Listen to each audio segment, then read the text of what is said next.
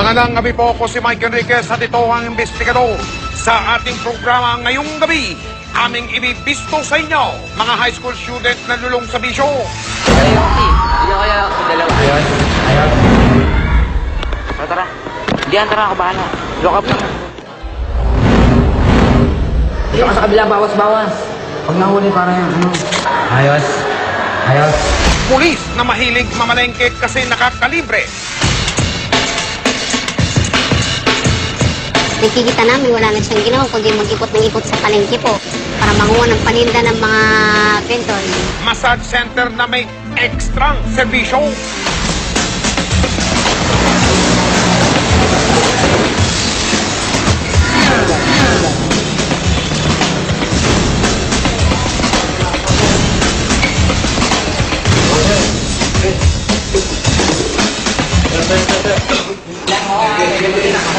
At mga kawani ng DENR ng Ikil sa Bulacan. Hindi ho pananakot yun. Hindi. Pananakot yun. Yun talaga ho ang mangyayari. Hindi ka naman DNR eh. Hindi. Anong authority mo para Ano authority mo? Para may, kaya nga po. Wala ka mga karapatan doon. Hindi, kaya nga. Dapat ang pumunta doon, hindi ikaw. Bogus ka eh. Huwag po kayong bibitiw dahil ang mga kwentong isinumbong nyo sa amin, hindi namin tatantanan. Ang kagilag-gilalas na pakikipagsapalaran ni PO3 Flexidio Serrano dapat on duty pero sa pamamalengke nawiwili. Kaya pala, paano lahat ng damputi nakakalibre?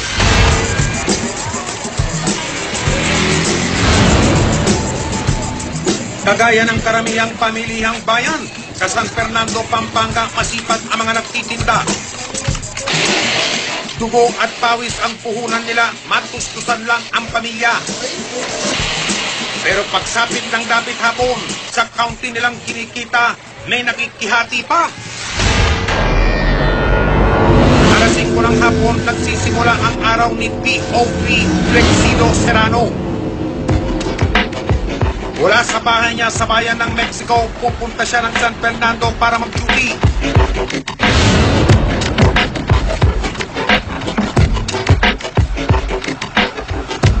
Pero nag-stop over muna si PO3.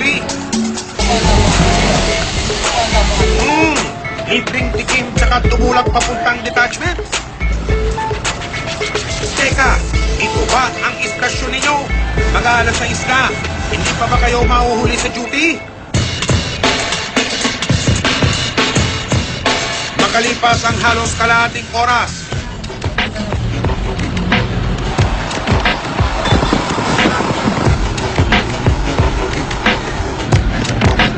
sa kanyang istasyon, sandali na natili si PO3. Matapos ang ilang minuto, saan na naman kaya pupunta si Sir? Sa palengke rumonda si PO3, in-inspeksyon ang tindahan ng mga bag.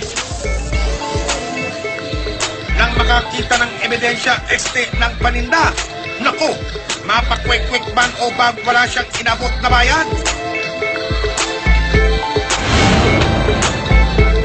Inusisa namin ang tindero. Bakit yung polis hindi nagbayad? Alin? Yung polis. Kaibigan ko yun. Sabi niya, utangin niya raw. Ang tindahan ng palamig naman ang sunod niyang pinuntirya. At take note, self-service siya rito. At hindi lang isang baso ang tinakal at nilabok niya ng libre.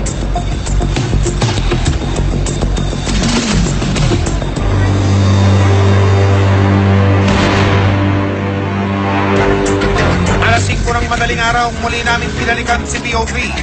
Patapos na dapat ang kanyang duty. Nagpasya siyang inspeksyonin ang mga ulam sa malapit na karinderya. Matapos mag-midnight snack, umalis siya ng nakalibre uli. Maya-maya ang tindahan ng prutas naman ang kanyang inasinta. Dito, plastic bag ang kanyang sandata.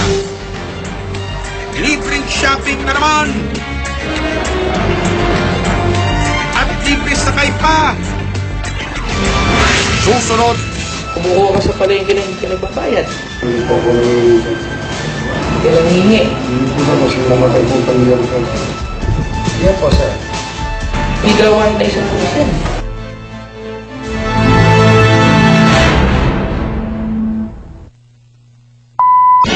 Pulis na mahilig mamalengke nang hindi nagbabayad. Eto at muli na namang makakalibre. Nang ipatitikim sa kanya ng Napolcom. Ayun, mainit at maanghang na sermon. Pulis na palengke king. Matutunan kaya ang leksyon.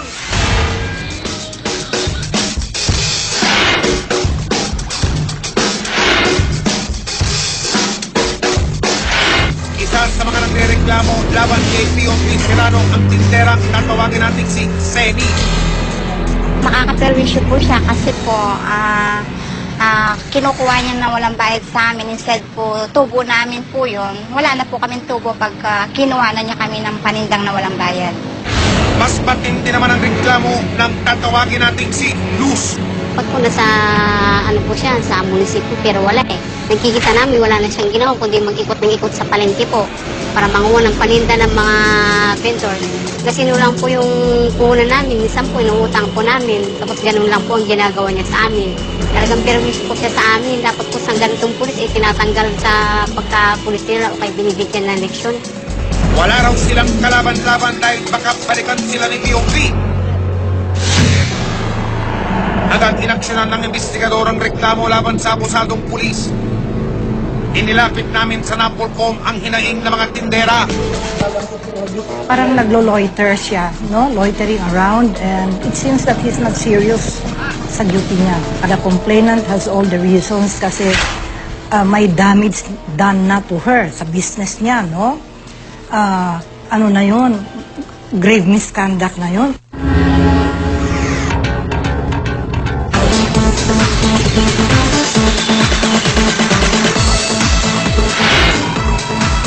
Kaya available ako mga doon, yung 747, pakulit si Serrano mula sa Petron. Pagdating namin sa San Fernando Police Station, agad ipinatawag si POV Serrano. Saan ka nakasay na... Dito ka ba nakasay? Dito sa Petron. Petrol? Oo. Kasi meron kang ano dito eh. Reklamo laban sa iyo eh. Nakatikim muli ng libre si PO3.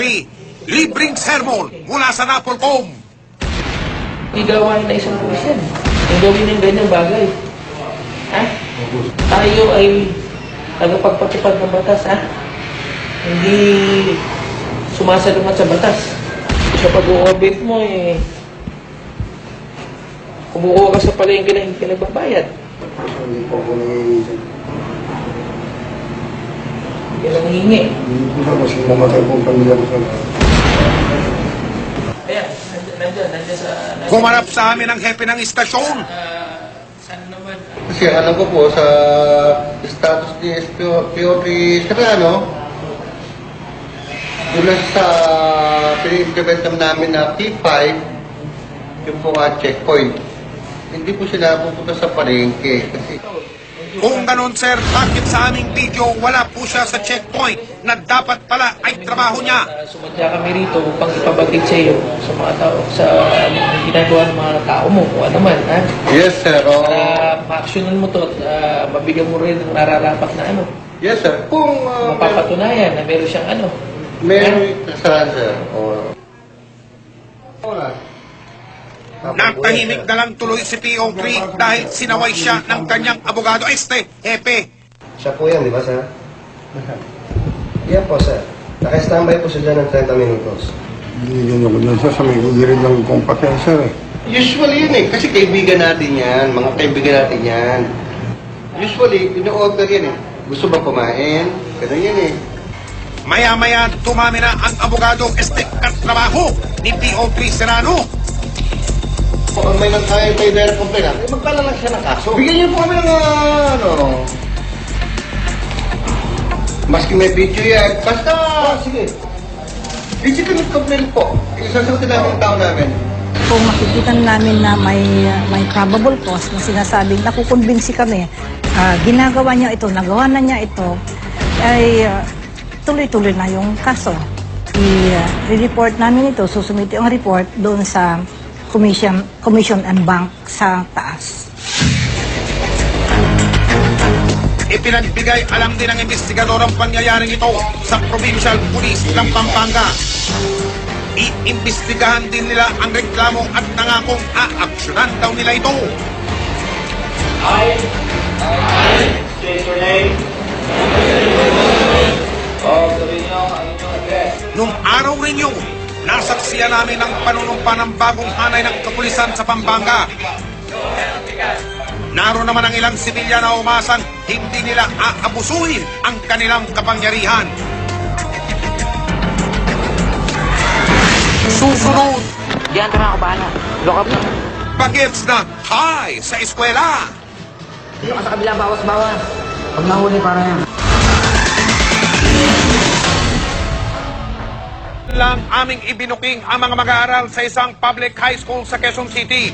Kay babata, nahihilig ng magsigarilyo at magmariwana. Ngayon, isang eskwela na naman ang aming nabisto na ang mga estudyante pareho rin ng bisyo. Mga kapuso, pagmasdan ninyo maigi ang batang ito sa kantin. May pilit isinusuksok sa isang bagay.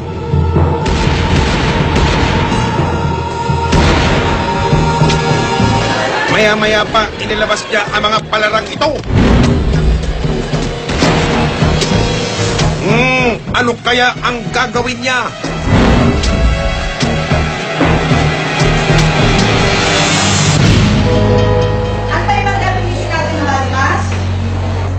Sa mga paaralan, ito ang karaniwang eksena tuwing may klase. Ang mga estudyante hawak ang kanilang panangga sa pag-aaral. Ballpen, libro, kwaderno, at iba pa. Pero sa sumbong na nakarating sa investigador, may ilang estudyante raw na naiiba ang hawak kapag recess.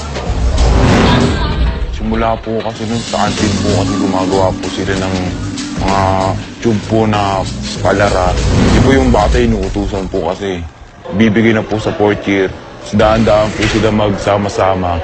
Tapos papunta na po ng CR. Doon na po sisindihan yung marijuana.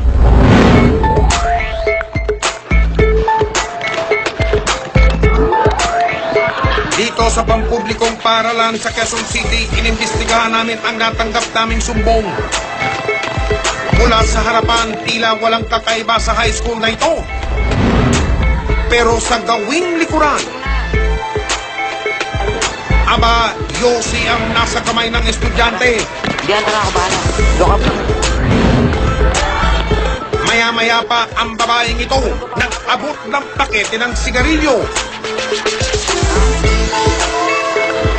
At nakijamming pa. Sus, Mariosep!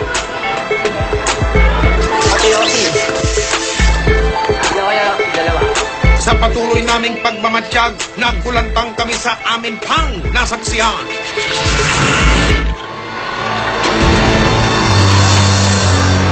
Pagdating sa comfort room ng mga lalaki,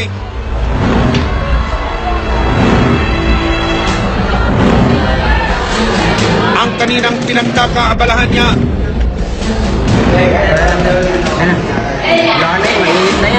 ngayon ay may sindi at usok na. Ane pa.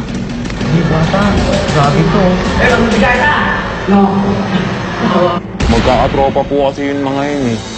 Kahit po babae, mahawak po ng marijuana eh. Buga rito, buga roon. Pasa rito, pasa roon. Part session na naman ng mga estudyante sa loob mismo ng kanilang eskwelahan. Dito ka sa kabila, bawas-bawas. Pag nahuli, para yan. Habang abala sila sa kanilang gimmick, Ayos. Ayos. kapansin-pansin na may corona na sa pasilyo lamang.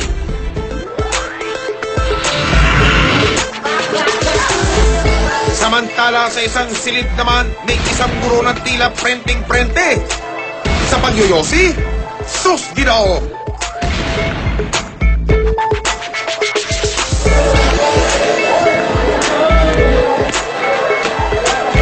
Nang lapitan siya ng ilang estudyante, abang itong si Sir parang walang nangyari. Patuloy sa kanyang paninigarilyo.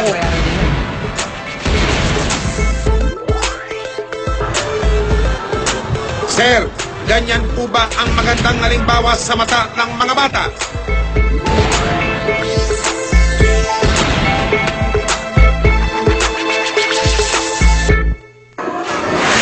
Susunod ang aksyon ng investigador sa nakuhang video. Teacher?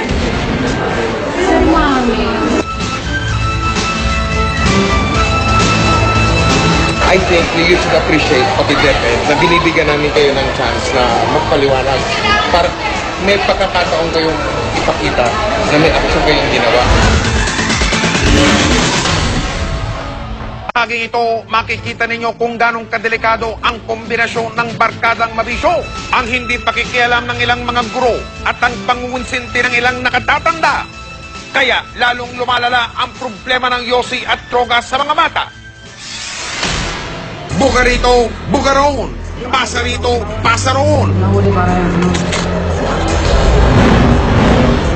Pat session ng mga estudyante sa loob mismo ng kanilang eskwelahan.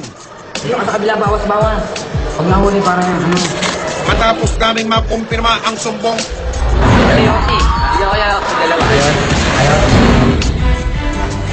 pinarating namin sa DepEd ang video ng Yossi Break at Pat Session na nangyayari sa loob mismo ng eskwelahan. Iprinisenta namin ang video na kinasasangkutan ng mga estudyante at guro. Matapos mapanood, tagad naming pinuntahan ng mga kinatawa ng DepEd ang eskwelahan.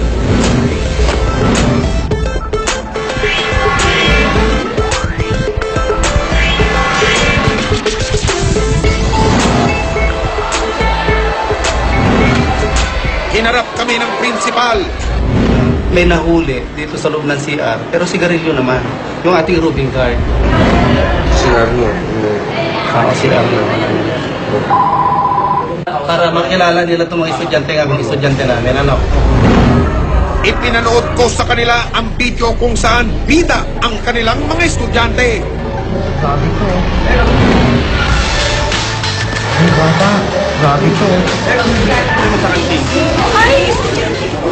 Estudyante mo?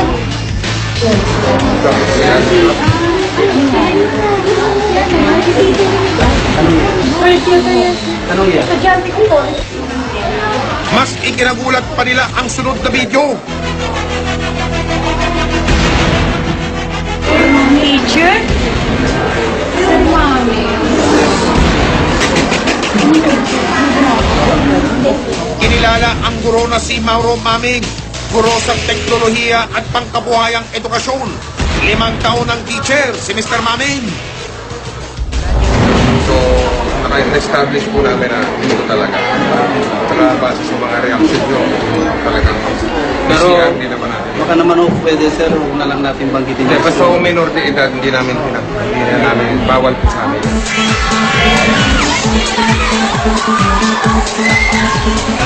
Kasama ang principal, pinuntahan din namin ang palikuran kung saan nakuna ng mga estudyanteng nagpapatsesyon.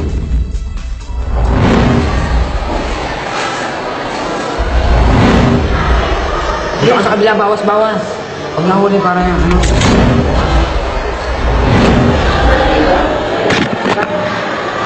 Ayos. Ayos. Namin kayo ng chance paliwanag. Maya-maya pa, umalma na ang principal.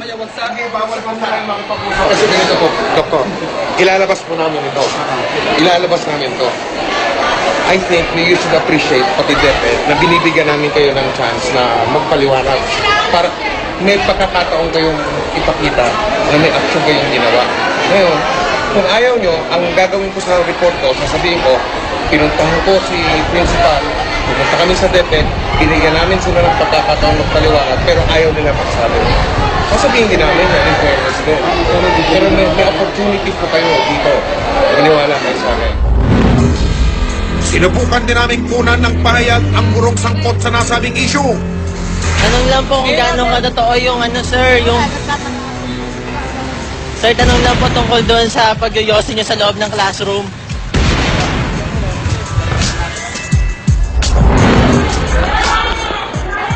Samantalang itinanggi naman ng babaeng napuna ng aming kamera ang pag-abot niya ng pakete ng sigarilyo sa estudyante. Janitress pala siya sa paaralan. Sabi ko sa kanya, bawal yan. Talaga nakita ko sila. Sabi ko naman, di ang ginawa nila, umikot sila sa akin kasi ang dami nila. Hindi ko alam kung baka mamaya nag-iisa lang ako. Tapos ngayon, kinukuha ko yung sigarilyo. Yun. Ngayon, ayaw ibigay. Siyempre, ang alam mo naman mga estudyante ngayon, hindi mo kayang, hindi mo isusumbong. Yun, isusumbong ko sana kaya lang, nagtakbuhan na. Ano yung ayaw ibigay? Ikaw yung nagbigay eh. Ay, hindi ko talaga mangyayari yun. Promise ko talaga sa buhay yan. Pero maliwanag pa sa sikat ng araw na kayo ang nag-abot ng sigarilyo sa mga bata. Actually, nakakagulat na ang aming paaralan ay makuhanan ng ganung footage dahil simulat sa poll ay ang atensyon namin ay hindi lamang sa instruction kundi sa discipline. Kasama na dito yung pagbabawal ng paggamit ng pinagbabawal na gamot sa mga estudyante natin. Kasama na dyan paninigarilyo. Maliwanag ang patakaran natin dito sa paaralan, maging mag-aaral, guro, o kaya mga magulang at mga bisita. Bawal na bawal ng garilyo sa loob ng school. Ano ito? Non-smoking zone ito.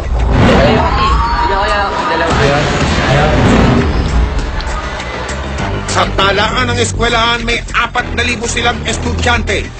Tinanong namin ang ilan sa kanila tungkol sa isyu ng paninigarilyo at ng marijuana.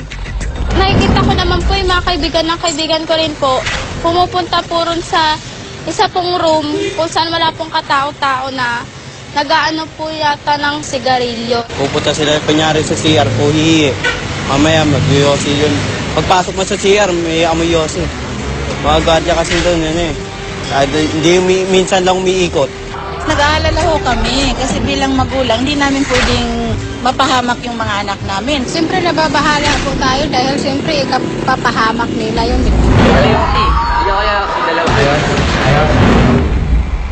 Nangako naman ang pamunuan ng Department of Education na aaksyonan nila ito. Magpapakondak tayo ng agad na investigasyon sa problemang ito. Alamin natin kung sino ang mga involved na tao, kung sino ang mga dapat maging sisihin sa mga ganitong mga pangyayari. Tanong lang po. Maaari namang sampahan ng kasong administratibo ang gurong si Mauro Maming at matanggal sa pinagseservisyo ang paaralan. Ganon din ang janitress na si Ellen Terry Alcalde. Pwede natin ipatanggal ang taong ito sapagkat ito ay isang matinding problema na ginawa niya sa paaralan yun. Susunod, massage center, higit pa sa masahe ang inaalok. Yung maggusto sa yung maghalikan sila, tapos yung yun yung mga ginagawa nila doon.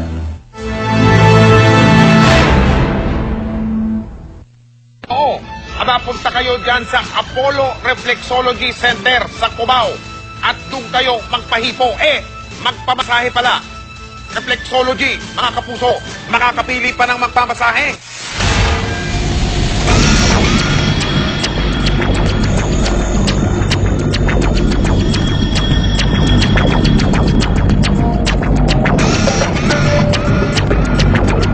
Kapag sinasabing Apollo, may isip natin ang spaceship na lumipad patungong kalawakan.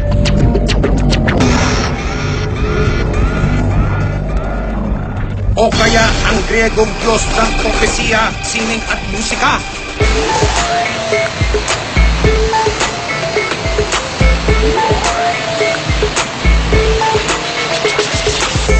Pero dito sa Cubao, Quezon City, may kakaibang kahulugan ang Apollo. Sa panulukan ng Pitwaso, matatagpuan ang Apollo Reflexology Center. Ipinagmamalaki raw nila ang mga masahistang naglalakihan ang katawan. Massage center nga lang kaya ito?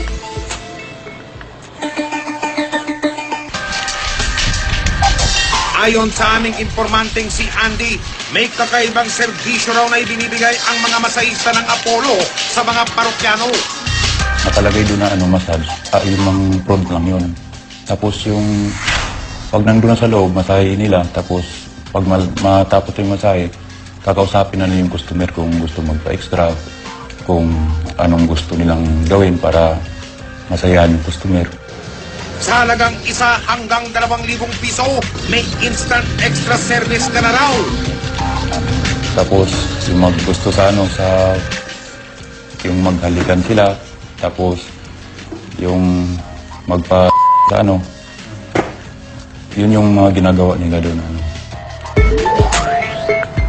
Kasama ang isang asset, pinunta namin ang Apollo.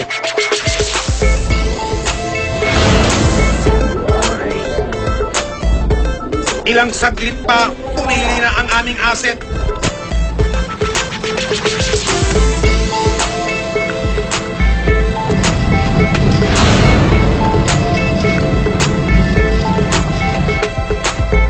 At dinala sa isang motel.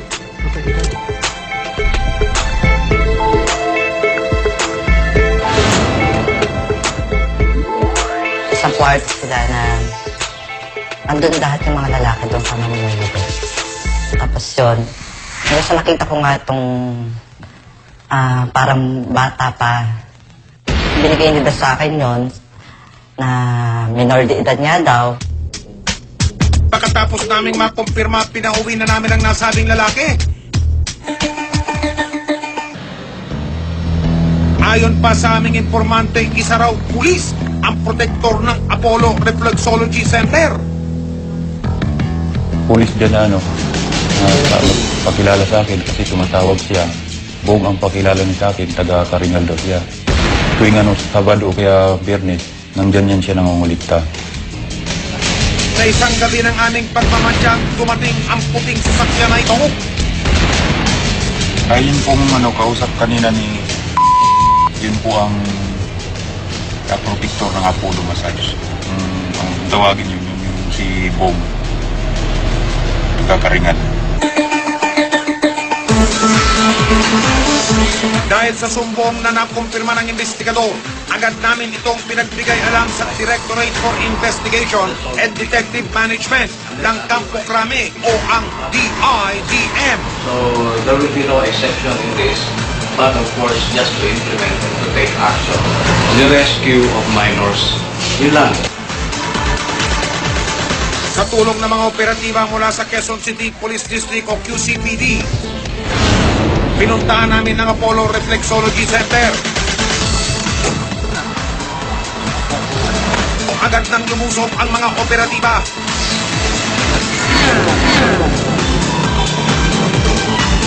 Sa loob, nadatnan namin ang mga lalaking ito. Pagpasok naman ng mga pulis sa kwarto, ibang eksena ang aming nadatnan.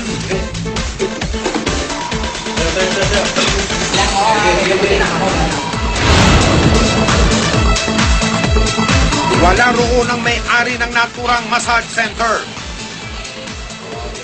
May 7 masahista ang natakip ng pulisya at dinala sila sa tanggapan ng QCPD. Sa himpilan, kinompronta sila ng hepe. Saan sa Baliwan? Saan sa Baliwan? Bayan mo mismo. Ikaw? Laguna, sir. Laguna. Saka sa Laguna. Pagbitak po. Ano extra service ito? Itinanggi nila na nag-aalok sila ng panandaliang aliw sa mga parokyano nila. Masaya lang mo talaga. Wala na. Dahil walang working permit ang mga natakip na masahista, 1 buwang pagkabilanggo naman ang maaaring ipataw sa kanila.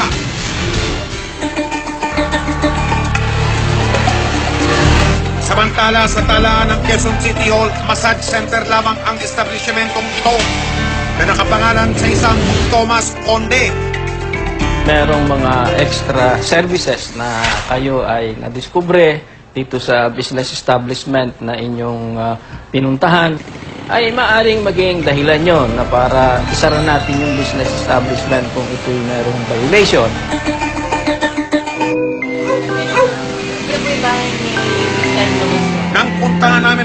namin ang may-ari ng Apollo Massage Center na si Thomas Conde. Wala raw siya rito. Isang kaanak ang humarap sa amin. So, hindi siya nagmamayari. Saudi ho. Hindi mo yung Thomas Conde may-ari. Hindi ko lang Naku po, sino kaya talaga ang may-ari? May-ari talaga yun, yung si Dino, yun ang boss. Pero iniiwas nga niya pagka nagkahulihan. Bali, inano niya sa ibang pangalan yung lisensya ng massage center na yun. May-ari ng van kanina. Kami pumunta dito kanina. Pinuntahan din namin ang may-ari ng sasakyan na aming napunan. Nasakay ang di umano'y pulis na nagngangalang Bong. Yung kasama ko, nagpasama lang siya. Kasi yung may-ari ng Apollo, kaibigan ko. Nabalitaan nga namin ganun, pumunta kami rin sa Apollo. Kung ba nakisakay lang siya rin sa atin. Sino yung nakisakay sa inyo? Yun nga, yung na yun. Pero hindi naman siya pulis. Sino ba talaga may-ari ng Apollo Massage? Si Dino. Si Dino Reyes ang itinuturong may-ari ng Apollo Massage Center. Maaring kasuhan ng Quezon City Police District o QCPD sina Thomas Conde at Dino Reyes kapag napatunayang ginamit ito sa prostitusyon. Kung mapapatunayan ng kasala sila, posible silang makulong mula 1 hanggang 10 taon. Susunod, Magbigay daw muna ako ng 10,000 para daw hindi daw ako puntaan pa ng ibang DNR para sila na daw yung may hawak dito. Tapos kinabukasan, babalik pa daw sila para hingan pa ulit ako ng 120,000. suspect sa di umano'y extortion o pangingikil. Mahuli kaya? Ang abogado at 2 kawani ng DENR, Environmental Clearance Certificate ang hanap sa kanya. Pero pangingikil ang tunay na sadya at ang hinihingi, malaking halaga. Pag-aalaga ng ostrich at baboy ang negosyo ni Erlinda Narvaez ng Baliwag, Bulacan. Noong nakaraang Sabado, nagpunta raw sa kanyang farm ang isang empleyado ng Provincial Environment and Natural Resources o PENRO. Hinahanapan daw siya ng ECC o Environmental Compliance Certificate. Kailangan ng ECC ang mga proyekto o negosyo maaaring makaapekto sa kalikasan tulad ng kanyang farm. Si Ernie Rojas nung Saturday ng umaga, sabi niya, may dadating daw na taga-DNR, kasama siya. Tapos, tinawagan ko, sanabi ko sa kanya kasi inaayos na ng CPA namin yung ECC namin. Noong Lunes, binisita nga si Erlinda na mga nagpakilalang taga-DENR. Nagpakilala siyang legal counsel daw siya ng DNR at saka isa pang taga-DNR, pero wala silang pinakitang ID. Hindi nila kasama si Ernie Rojas nun. Ininspeksyon daw agad ng 2 ang kanyang farm. Pag wala daw kami ECC, kukunin daw lahat ng baboy, tapos isasarado daw itong farm para daw hindi daw kami makapag-operate. Pero ang problema naman daw ni Erlinda, madadaan sa mabuting usapan. Nagbigay ako ng 10,000. Tapos kinabukasan, babalik pa daw sila para hingan pa ulit ako ng 120,000. Kinabukasan, bigla na naman daw sumulpot sa kanila si attorney. Kaya humingi na siya ng tulong sa kanilang barangay. Ngayon, hinanapan namin siya ng ID, identification card. Wala siya maipakita. Doon na kami nagduda ni Kapitan. Hanggang sa marami na kami tinanong sa kanya, hindi naman niya nasagot na yung iba. Kaya inaresto na namin siya. Sa himpilan ng pulisya, isinailalim sa masusing investigasyon si attorney. Talaga dito Attorney Danilo El Bantillo. And sabi ni Ernie, sasabihin mo nga, ikaw ay taga-DNR. Mula raw sa farm, nagkita-kita silang 3 sa isang coffee shop. Galing yung Dani. Yung Dani ang nagbigay. 1,000 kay Ernie. Tapos ibigay din sa akin 1,000. Sa puntong ito, hindi pa alam ng mga kasama ni Danilo na hawak na siya ng pulisya. Kinahapunan ng araw din yung nakatanggap si Erlinda ng text mula kay Ernie. Una, sabi niya magkita daw kami dito sa farm ng 6:30 para kukunin niya na daw yung pera at saka yung mga papers. Agad pinagplanuhan ng pulisya ang gagawing entrapment operation laban kay Ernie. Nagmamadaling tumulak ang investigador at mga pulis patungo sa farm. Inabutan naming nag-uusap sina Ernie at Erlinda. Pinapirma niya ako ng application, tapos yung pera binigay ko na sa kanya. Sabi niya, hindi na daw niya bibilangan yung pera. Tapos yun, sinilid na niya dun sa envelope. Aalis na sana si Ernie nang biglang maglabasan ang mga pulis.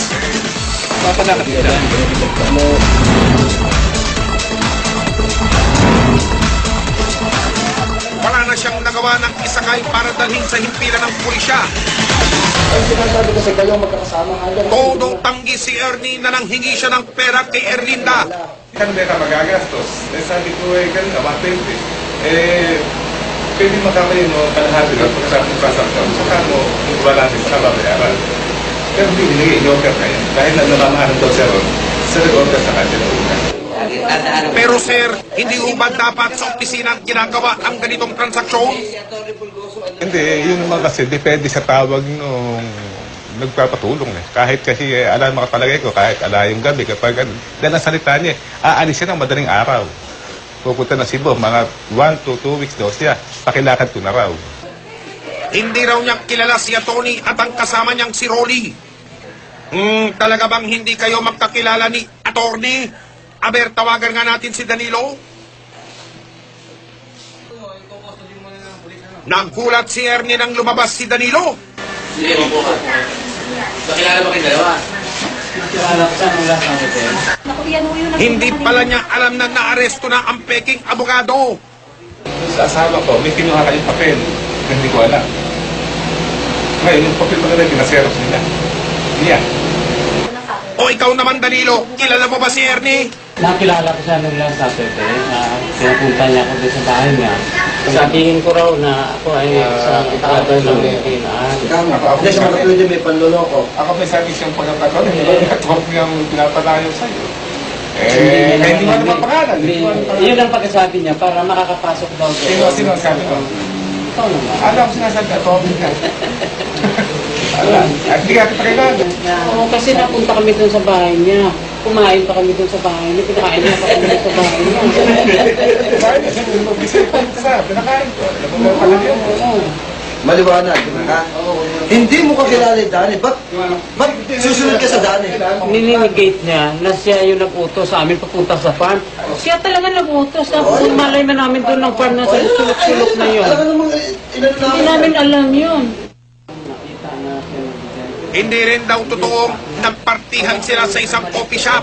Alam ko na ako po kahit 1% doon na sinasabi nila. Hindi ko alam na binigyan sila ng 10,000 pa.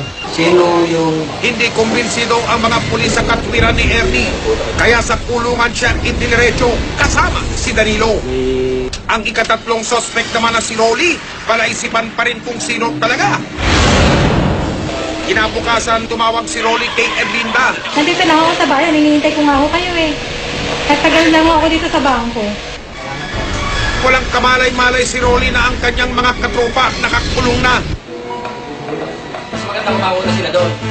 Susunod, ikatatlong suspect sa di umano'y extortion o pangingikil. Mahuli rin kaya?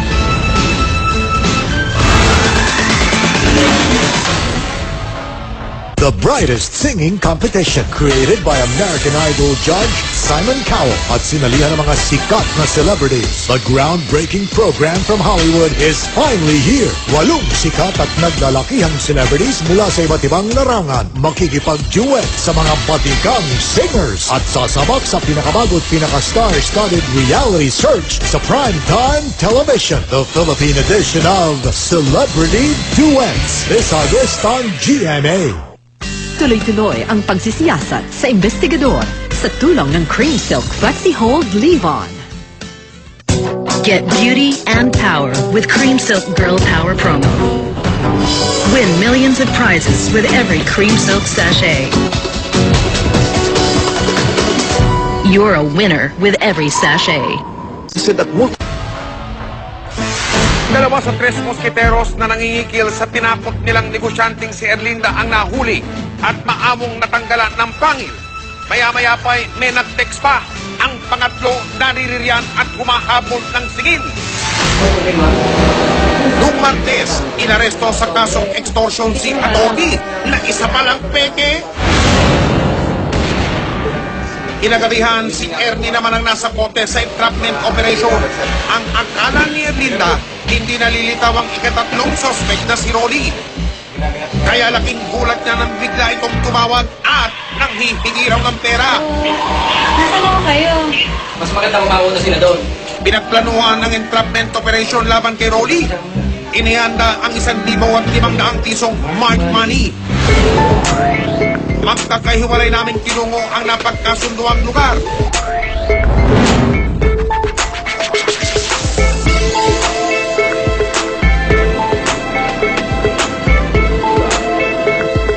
Maya-maya pa, dumating na si Rolly kasama ang tatlong lalaki.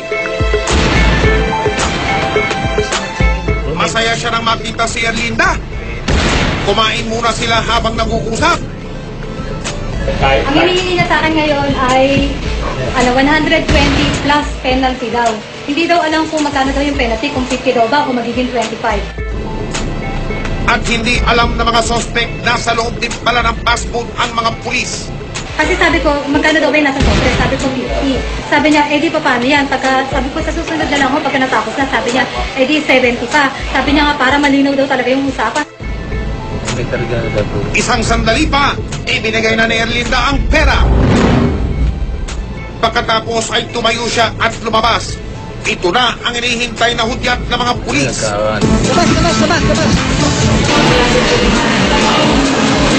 Nasorpresa ang grupo ni Rolly sa biglang pagbitaw ng mga operatiba.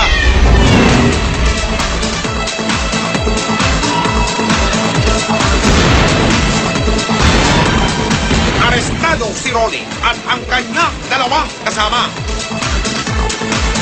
Pero ang isa pa nilang kasama naglahong parang bula.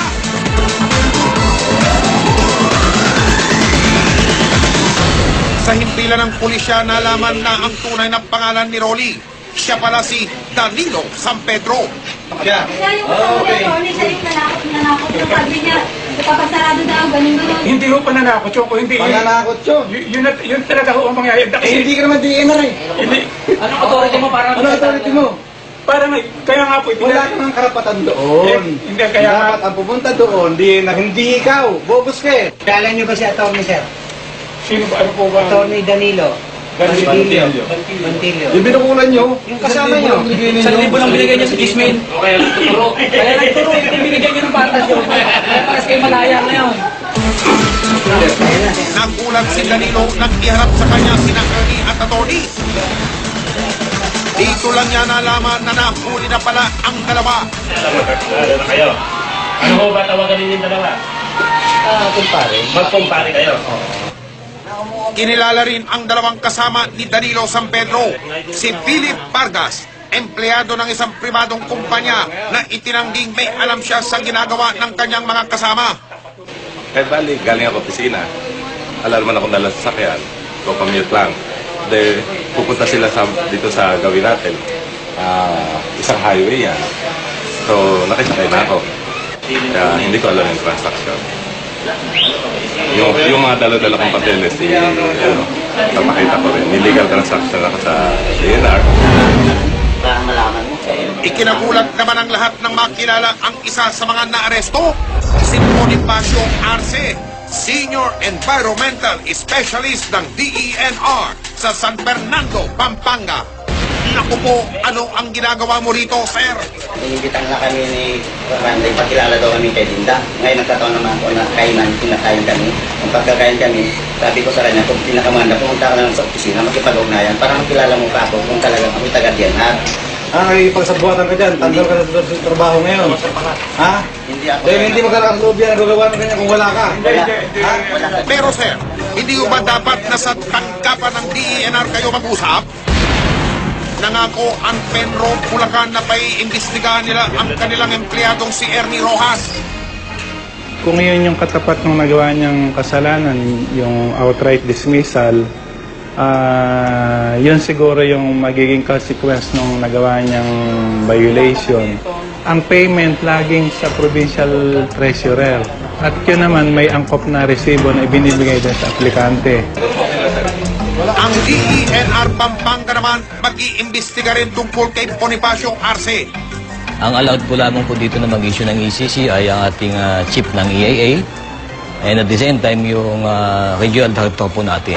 Kung sakali man na may reklamo, titiyakin natin na maibigay sa kanya yung kaso na yun. Kumuha na rin dito ng kanyang ECC si Erlinda.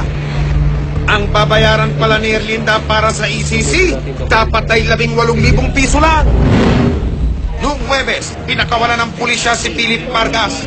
Napatunayan kasi sa investigasyon na wala siyang kinalaman sa kaso. Ang iba namang nahuli, sinampahan na ng mga kasong robbery, extortion, usurpation of authority, at using of fictitious name. Kung sakaling mapatunayan yung usurpation of authority, maaari silang makukulong ng 6 months in 1 day or 4 years and 2 months. Doon naman sa kasong estafa, kung mapatunayan, maaari silang makulong ng 10 years in 1 day to 12 years. Pangsamantala, ang kulungan muna ang kanilang magiging hideout? Sana imbis na panloloko, pagbabago para sa kanilang ikabubuti ang pagplanuhan nila rito. Hanggat may namalya, hanggat may napi, patuloy tayong umaksyon. Kaya makipagtulungan po kayo sa investigador, ang mga abusado at ang mga manloloko. Huwag natin tatantanan. Hanggang sa muli, ako po ang inyong kapusong Mike Enriquez at ito ang investigador. Marami pong salamat sa inyong pagtitiwala.